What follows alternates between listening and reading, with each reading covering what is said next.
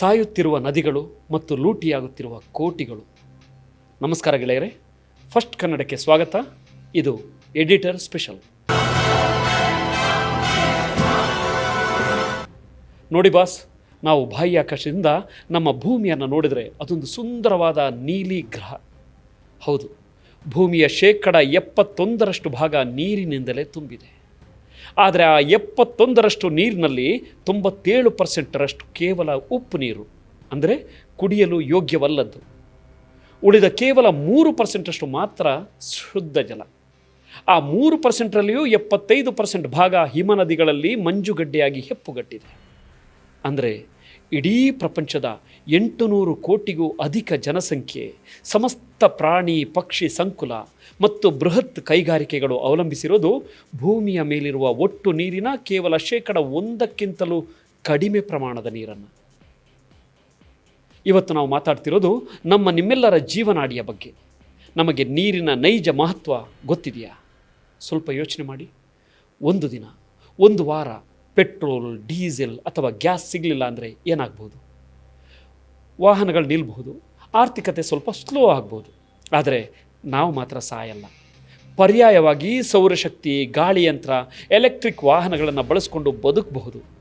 ವಾಸ್ತವವಾಗಿ ಪಳೆಯುಳಿಕೆ ಇಂಧನಗಳ ಹೊರತೆಗೆಯುವಿಕೆಯಿಂದ, ಉದಾಹರಣೆಗೆ ಅಮೆರಿಕದ ಡೀಪ್ ವಾಟರ್ ಹರೈಸನ್ ತೈಲ ಸೋರಿಕೆಯಲ್ಲಿ 4.9 ದಶಲಕ್ಷ ಬ್ಯಾರೆಲ್ ಕಚ್ಚಾ ತೈಲ ಸಮುದ್ರ ಸೇರಿ ಇಡೀ ಪರಿಸರ ನಾಶವಾಯಿತು. ಆದರೆ ನೀರಿಲ್ದಿದ್ರೆ ನಮ್ಮ ದೇಹದ 70% ಭಾಗ ನೀರೇ ಆಗಿದೆ. ಜೀವಕೋಶಗಳ ಬೆಳವಣಿಗೆ, ದೇಹದ ಉಷ್ಣಾಂಶದ ನಿಯಂತ್ರಣ, ಪ್ರೋಟೀನ್ ಸಾಗಾಣಿಕೆಗೆ ನೀರೇ ಆಧಾರ. ಇಂತಹ ಜೈವಿಕ ಅನಿವಾರ್ಯತೆ ಇರುವ ನೀರು ಇಂದು ಕಣ್ಮರೆಯಾಗ್ತಿದೆ. ಜಾಗತಿಕ ವರದಿಗಳ ಪ್ರಕಾರ ಜಗತ್ತು ಪ್ರತಿ ವರ್ಷ 324 ಬಿಲಿಯನ್ ಘನ ಮೀಟರ್ಗಳಷ್ಟು ಶುದ್ಧ ಜಲವನ್ನು ಕಳೆದುಕೊಳ್ತಿದೆ. ಇದು ವಾರ್ಷಿಕವಾಗಿ 280 ದಶಲಕ್ಷ ಜನರ ನೀರಿನ ಅಗತ್ಯವನ್ನು ಪೂರೈಸುವಷ್ಟು ಅಗಾಧವಾದ ಪ್ರಮಾಣ. ನಾವು ಅಪಾಯದ ಅಂಚಿನಲ್ಲಿದ್ದೀವಿ. ಆದರೂ ನಾವೇನು ಮಾಡ್ತಿದ್ದೀವಿ? ಬನ್ನಿ, ನಮ್ಮ ಸಮಾಜದ ಕರಾಳ ಮುಖ ಮತ್ತು ವಿಪರ್ಯಾಸವನ್ನು ಇವತ್ತು ಬಿಚ್ಚಿಡ್ತೇನೆ. ಧಾರ್ಮಿಕ ಅಂಧಕಾರ ಮತ್ತು ಸಮಾಜದ ಹೈಪೋಕ್ರಸಿ. ನಮ್ಮ ದೇಶದಲ್ಲಿ ನದಿಗಳು ಬರೀ ನೀರಲ್ಲ, ಅವನ್ನು ನಾವು ತಾಯಿ, ದೇವತೆ ಅಂತ ಪೂಜಿಸ್ತೀವಿ. ಆದರೆ ನಮ್ಮ ಸಮಾಜದ ಬೂಟಾಟಿಕೆ, ಹೈಪೋಕ್ರಸಿ ಎಷ್ಟಿದೆ ಗೊತ್ತಾ? ಇತ್ತೀಚೆಗೆ ಉತ್ತರ ಪ್ರದೇಶದ ಮೀರತ್ನಲ್ಲಿ ಯಮುನಾ ನದಿ ಕಾಲುವೆ, ಅಂದರೆ ಗಂಗಾ ಕ್ಯಾನಲ್ ಬಳಿ ಗೋಮಾಂಸ, ಬೀಫ್ ಕದ್ದು ಸಾಗಿಸ್ತಿದ್ದಾರೆ ಅನ್ನೋ ಕೇವಲ ವದಂತಿ ಅನುಮಾನದ ಮೇಲೆ ಪೊಲೀಸ್ ಎನ್ಕೌಂಟರ್ ನಡೆಯಿತು. 3 ಬಂಧನವಾಯಿತು. ಮೊನ್ನೆ ಯಾರೋ ತಿಳಿವುಗೇಡುಗಳು ರಂಜಾನ್ ಮಾಸದಲ್ಲಿ ಗಂಗಾ ನದಿಯ ಮೇಲೆ ಇಫ್ತಾರ್ ಮಾಡಿ ಕೋಳಿ ಮಾಂಸದ ಮೂಳೆಗಳನ್ನು ಗಂಗೆಗೆ ಎಸೆದರು ಅನ್ನೋದು ರಾಷ್ಟ್ರ ಮಟ್ಟದಲ್ಲಿ ಸುದ್ದಿಯಾಯಿತು. ನದಿಯಲ್ಲಿರುವ ಜಲಚರಗಳು ತಿನ್ನಲಿ ಅಂತ ಮೂಳೆ ಎಸೆದವರಿಗೆ ಭಯೋತ್ಪಾದಕರಿಗೆ ಹಾಕುವ ಸೆಕ್ಷನ್ಗಳನ್ನೆಲ್ಲ ಹಾಕಿ ಬೇಲ್ ಸಿಗದಂತೆ ಮಾಡಿಬಿಟ್ರು. ಪುಣ್ಯ, ಎನ್ಕೌಂಟರ್ ಒಂದು ಮಾಡಲಿಲ್ಲ ಅಷ್ಟೇ.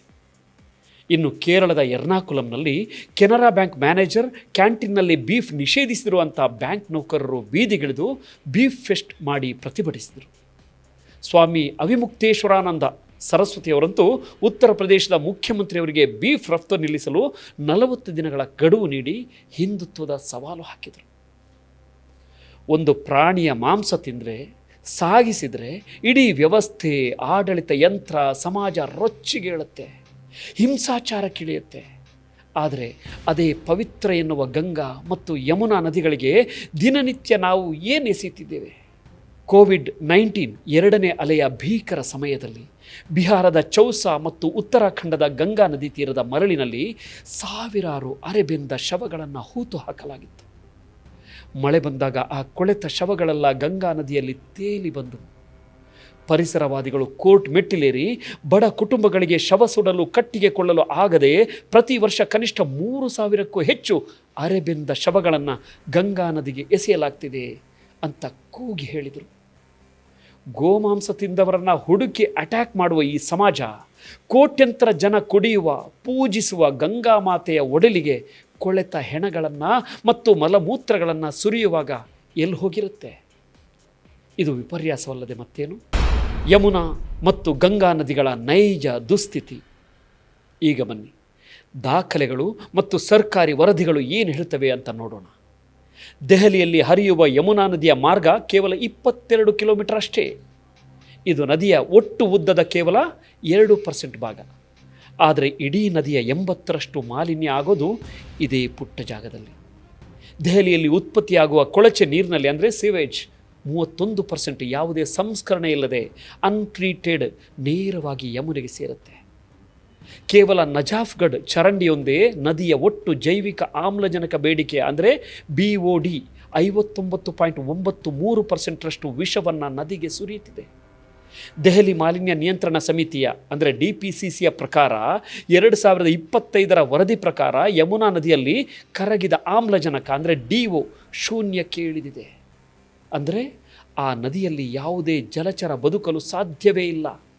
ನದಿ ಜೈವಿಕವಾಗಿ ಸತ್ತಿದೆ. ಇದರ ಜೊತೆಗೆ ಫೀಕಲ್ ಕಾಲಿಫಾರ್ಮ್ ಅಂದರೆ ಮಲಮೂತ್ರದಿಂದ ಬರುವ ಬ್ಯಾಕ್ಟೀರಿಯಾಗಳ ಪ್ರಮಾಣ ಮಿತಿಗಿಂತ 37% ಹೆಚ್ಚಾಗಿದೆ.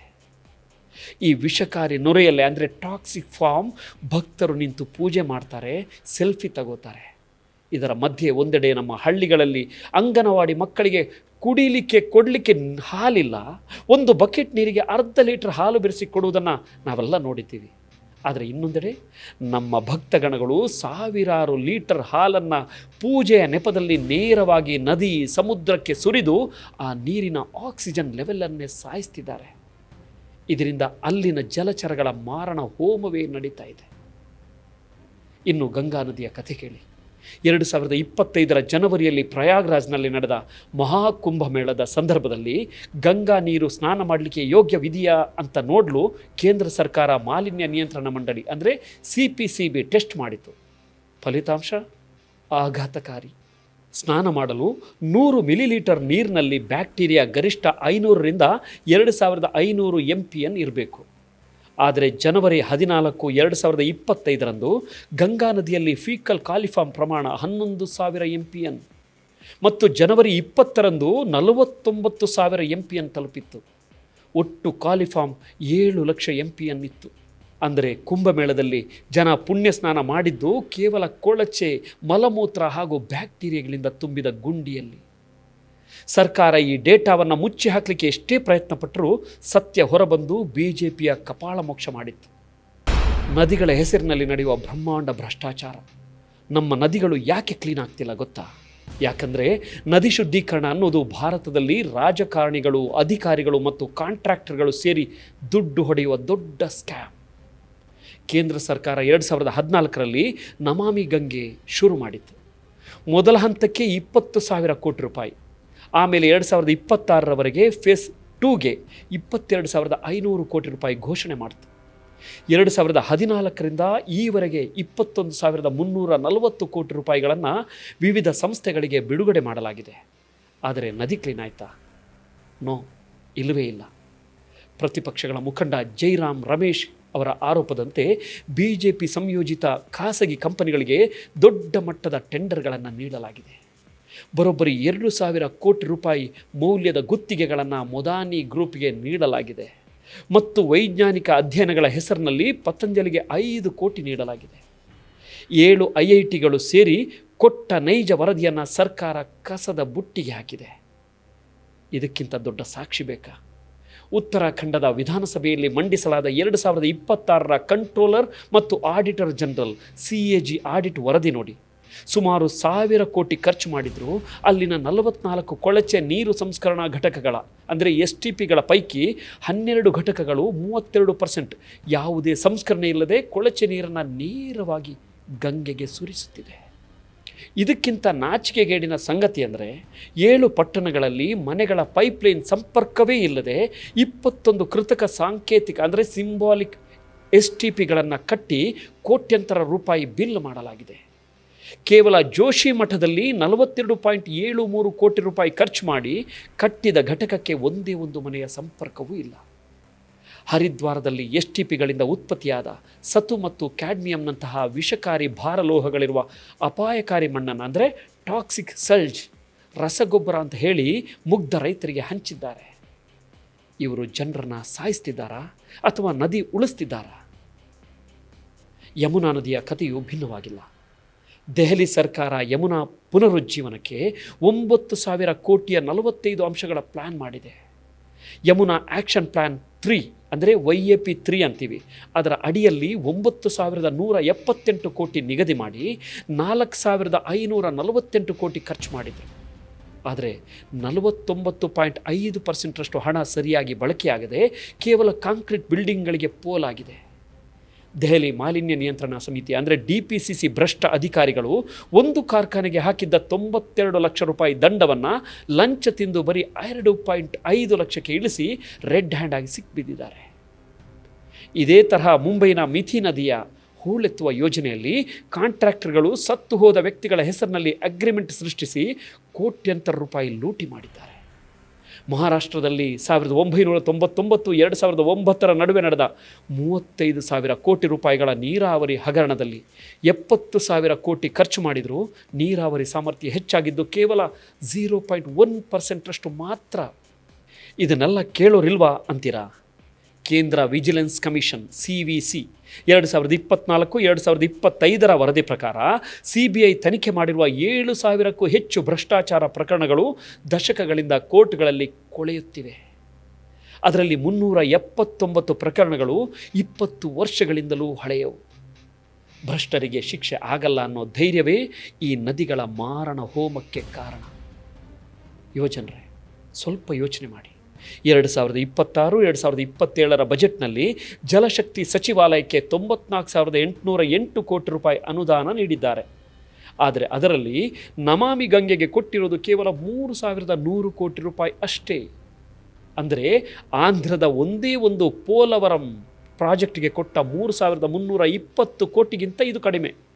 ಅಂದರೆ ಸರ್ಕಾರಕ್ಕೆ ಕಾಂಕ್ರೀಟ್ ಸುರಿಯುವ ಡ್ಯಾಮ್, ಕೆನಾಲ್ ಪ್ರಾಜೆಕ್ಟ್ಗಳು ಬೇಕೇ ಹೊರತು ನೈಸರ್ಗಿಕವಾಗಿ ನದಿ ಉಳಿಸುವ ಯಾವುದೇ ಕಾಳಜಿ ಇಲ್ಲ. ನಾವು ವಾಟ್ಸಪ್ ಸ್ಟೇಟಸ್ಗಳಲ್ಲಿ ಗಂಗಾ ಮಾತಾ, ಯಮುನಾ ಮಾತಾ ಅಂತ ಹಾಕಿ ಖುಷಿ ಪಡ್ತೀವಿ.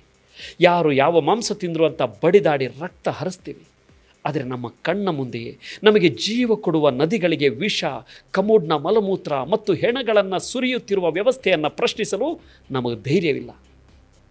ಪರಿಸ್ಥಿತಿ ಹೀಗಿರುವಾಗ ನದಿಗಳನ್ನು ಉಳಿಸೋದು ಅಂದರೆ ಏನು ಅಂತ ಕೇಳಿದ್ರೆ, ಸಾವಿರಾರು ಕೋಟಿ ಕೊಟ್ಟು ಕಾಂಕ್ರೀಟ್ ಟ್ಯಾಂಕ್ ಅಂದರೆ STP ಕಟ್ಟುವುದಲ್ಲ.